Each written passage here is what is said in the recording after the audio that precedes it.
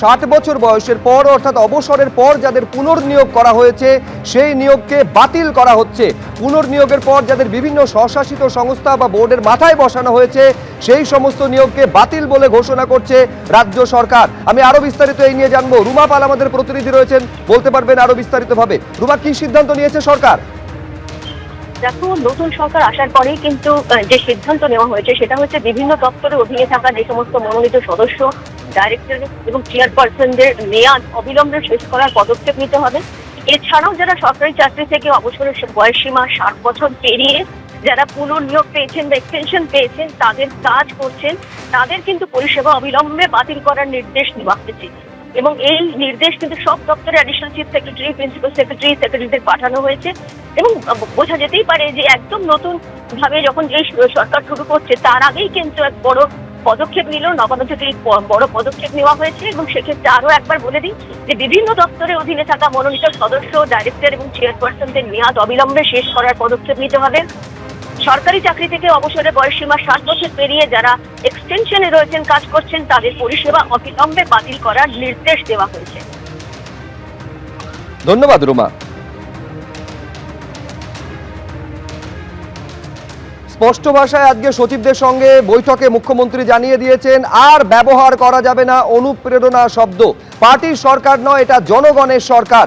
যা সচিবদের সঙ্গে বৈঠক ছিল সেখানে জানিয়ে দিয়েছেন মুখ্যমন্ত্রী স্বাধীনভাবে আপনারা কাজ করতে পারবেন, প্রয়োজনে সরকারকে সুচিন্তিত মতামত তারা দিতে পারবেন।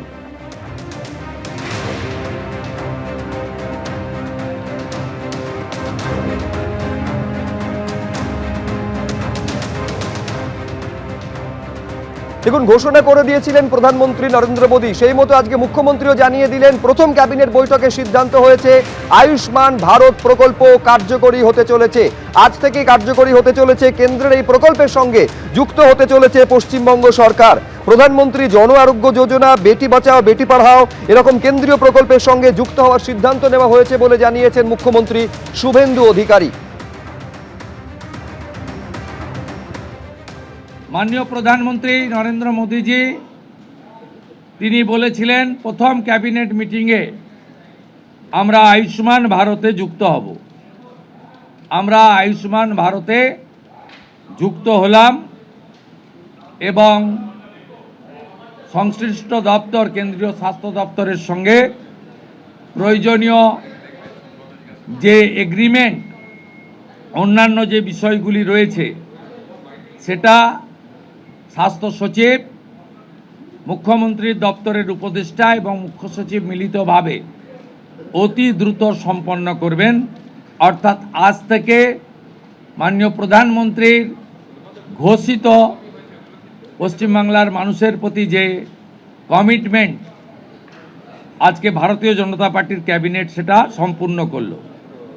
এর সাথে সাথে প্রধানমন্ত্রী জন আরোগ্য যোজনা, প্রধানমন্ত্রী ফসল বীমা যোজনা, ক্রপ ইন্স্যুরেন্স, প্রধানমন্ত্রী স্কুলস ফর রাইজিং ইন্ডিয়া PM-শ্রী, প্রধানমন্ত্রী বিশ্বকর্মা, বেটি বাঁচাও বেটি পড়াও, প্রধানমন্ত্রী উজালা যোজনা 3.0 এবং অন্যান্য কেন্দ্রীয় স্কিম বা সেন্ট্রাল গভর্নমেন্ট স্পন্সর্ড স্কিম আমরা যুক্ত হওয়ার সিদ্ধান্ত নিলাম। এবিপি আনন্দ, এগিয়ে থাকে, এগিয়ে রাখে।